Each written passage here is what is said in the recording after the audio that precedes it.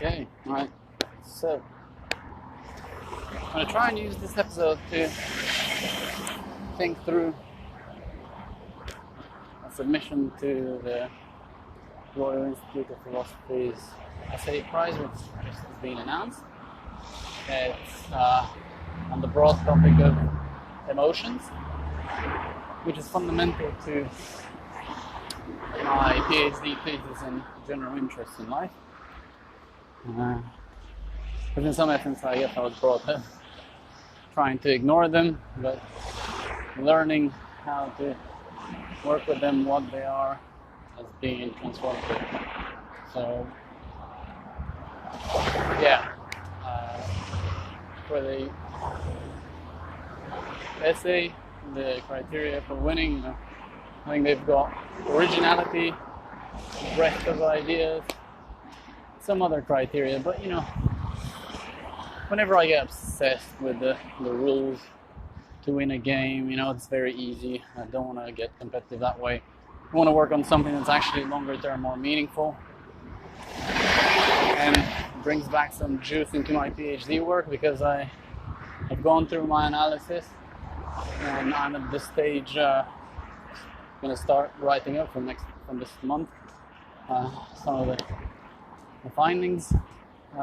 Obviously this is an illusion because I've been writing stuff and I've been podcasting about it, so it's not like it's a clear-cut new stage, but the point here is I've got some data about emotions in a specific domain, but I also want to take the philosophical lead, because that's always been the aim of the PhD. People might forget this, but the whole thing is, supposed to be a doctorate in philosophy, and I don't want to just yet shrink things down to the scientific. I do this in the day job. I do this when I'm scared as well, just look at what we know more firmly. But when I'm brave, I want to look at some philosophical questions that are yet to be answered. Right, so the entry for now, I think I want to take a look at the aspects of my PhD that are relevant, but also add something that's still an open discussion. So I'm probably going to name the essay Can AI Meditate? Or something like that, because if you listen to the previous podcast episode, so this will be a culmination of my thinking. I want to basically showcase how emotions are kind of integrative. They have a bodily aspect, so some of the literature on that I'll cover. They have a cognitive footprint, they're about something. Even though this might be broadly understood, gut feelings or heart, following your heart type thing. They're about something in your environment, so a reaction to the being in the world. I want to then integrate all of that with some of the neo-Maslowian words that I've been reading from Scott Barry Kaufman about full being, fullness, wholeness, and integrated self beyond the need of self. That I personally, in the context of place, called Placefullness. So it's that feeling of being one with your surroundings, and then linking that to the broader concept of topophilia, so love for positive feelings towards a place that also relate to wanting to stay close to that closeness. Obviously in my PhD I've broken this down further, so I'll keep mentioning the data that I've got when it's reduced to a scientific problem, but then always bounce back to the philosophical, because I think that some of these aspects that I'm studying, the most subjective, so things like place identity, and place attachment. They're very human. So why would a machine have that? How would? It's also the why and the how. I'm not gonna pretend to be an expert in AI, but I think also fundamentally between this discussion, I can see the same debate between the Kahneman view of the world, where there's biases that we've got, and we should try to be more rational whenever we can. On the one side, so that's like kind of the AI view. It's should we live like a scientist that can run multiple statistical analyses on the world to understand it better? Obviously, at scale, that's AI, artificial intelligence, because you can do it fast. And through this kind of process, you get to understand the world better. Or would you be better off using intuitions and expert intuitions over time as you learn, which is kind of the Gerenzer view of the world that I've reviewed in my literature. So then fast and frugal trees being superior as they integrate loads of information and then synthesize it into one cue. Difference, give you one good reason to make a decision. So I think between those two, there is an integration that I've taken.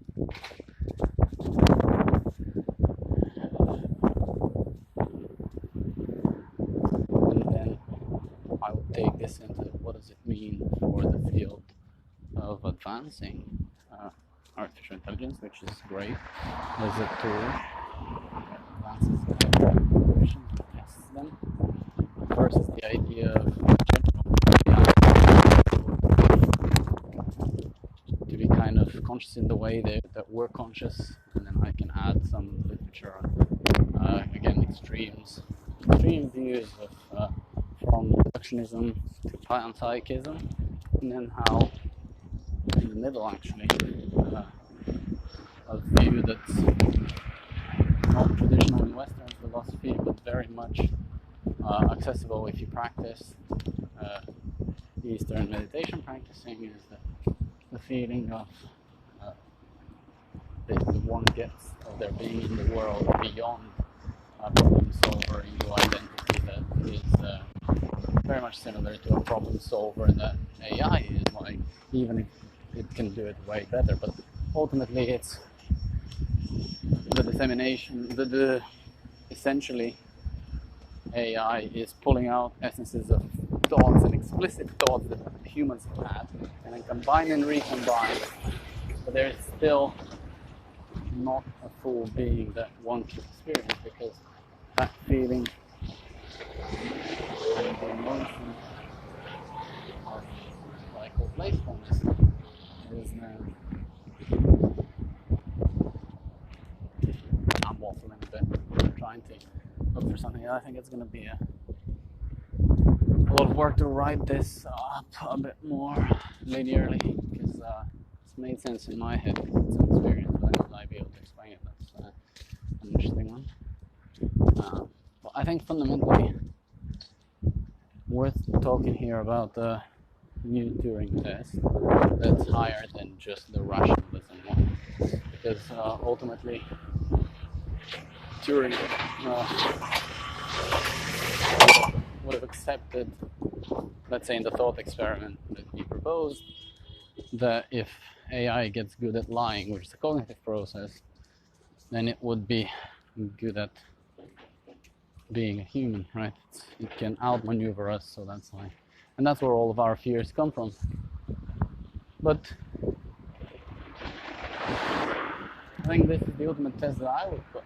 If an AI could have a sense of its own being in the world through the practice of meditation, it can demonstrate that, and maybe there is no fear of the ethical alignment, because I think we've rarely seen examples of, well, actually that's not true, we've seen examples of people that are great meditators and manipulate, so that's also a concern. But I think it's such a higher bar by definition that would AI be able to meditate? comparatively be able to just pretend to be a human. Because pretending is just imitation, learning through imitation. Basic kind of heuristical rule of thumb, which is still, like one level up from logical rationalism, which is just following explicit and very structured instructions. So there is some form of creativity there. But then I think it's interesting to take in then the debate between the meditation as a practice schools on the one side, those that are about focusing, which are quite akin to the rationalist ones, where you would focus attention on something and then train the mind to relax in that way, versus the direct approach, as it's called, or the more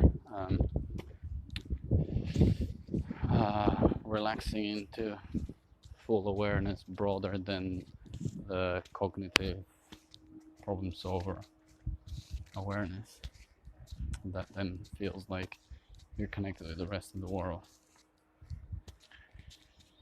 So I've got loads of writing to do on this topic to make it work, but it's also going to reinvigorate me to write for the conference I'm preparing for in October. So it will naturally be an October conference where the place focus takes over, and then finish off the drafts by December when the essay deadline is due. And it would just be interesting to see how the courses that I've signed up to outside of the academic training would help. Signed up to a mindfulness course with Oxford University, the Oxford Mindfulness Centre, just to continue furthering my practice, which I've done for 9 years. I didn't used to like talking about it.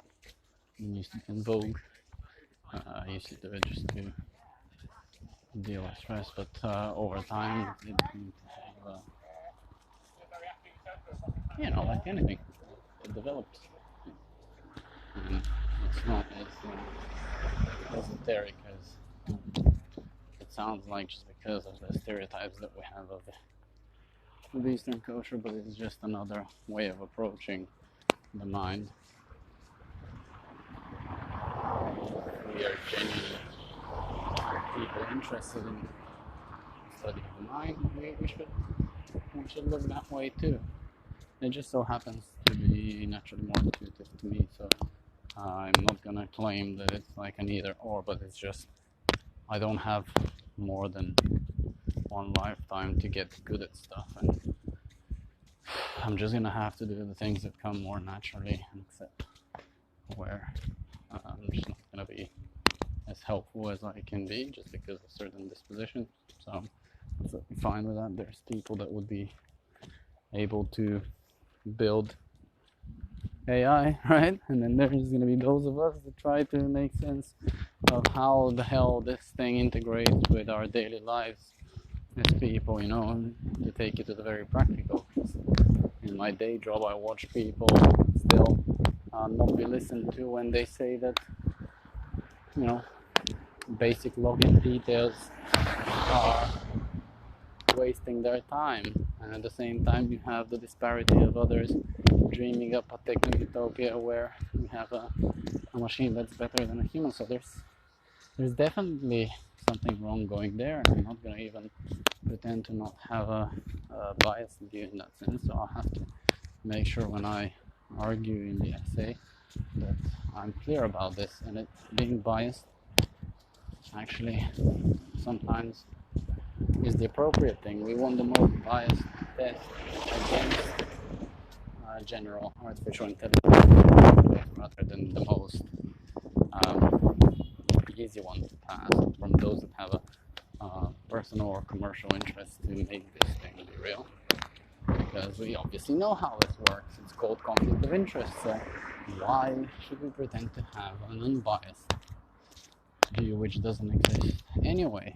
So Obviously, the essay goes through a triple blind peer review, so we can have an intersubjective view of it, but I will not pull my punches because I frankly believe some people have lost their minds, and that's why they think that an AI can have a mind like their own, because they've lost their minds. They've lost their connection with the world. If you sit in front of a screen and think all day, it's very likely that your idea of a test for what's full being or general intelligence is general artificial intelligence. It's that, you know, it's just thinking through logical steps on a screen. But yeah, that's the language part. And thankfully, I didn't grow up just knowing one language. I can think in Bulgarian and I can think in English. So I know language is not able to fully translate certain experiences, and geographers very much know that. So boundedness by context means the general machine, the general processing machines are only helpful to a certain extent, but then they help us define what's still helpful in the current context. So, yeah, I think it's a good start, but then I'll need to see how I'm going to write this so that it keeps me pushing forward in my PhD rather than being a side concern, because I don't think it's a side concern. I never wanted to ask people in my PhD about place. I was always interested in decision making and experience. It just so happens that talking about place is the most general thing you can do, and people identify with places so much that it's a nice Trojan horse to get people to talk about deeply philosophical topics without them getting all existential and self-reflective, so that you can't really get to see their views about the important questions in life. So I doubt I'd be able to use that in my defense of the PhD, but I guess I'll have to do the usual, where I would make sure that the everyday expression, generalizations, and philosophizing of the ideas then gets limited to the context and of what data I got, and then the rest would continue as a research program, because I'm not going to be there claiming that from 19 participants I've discovered all of this stuff. Of course, all of it is reading and following and doing, practical research every day with hundreds and hundreds of people, and observing them interact in their everyday lives. So yeah, I think also I don't want to get trapped into defending myself against just the academic view, which produces very clean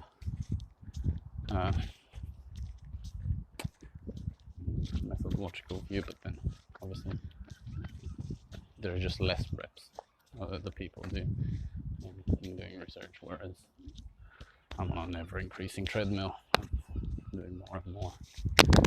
Anyway, that's a topic for another discussion. I'll just this one. What's this?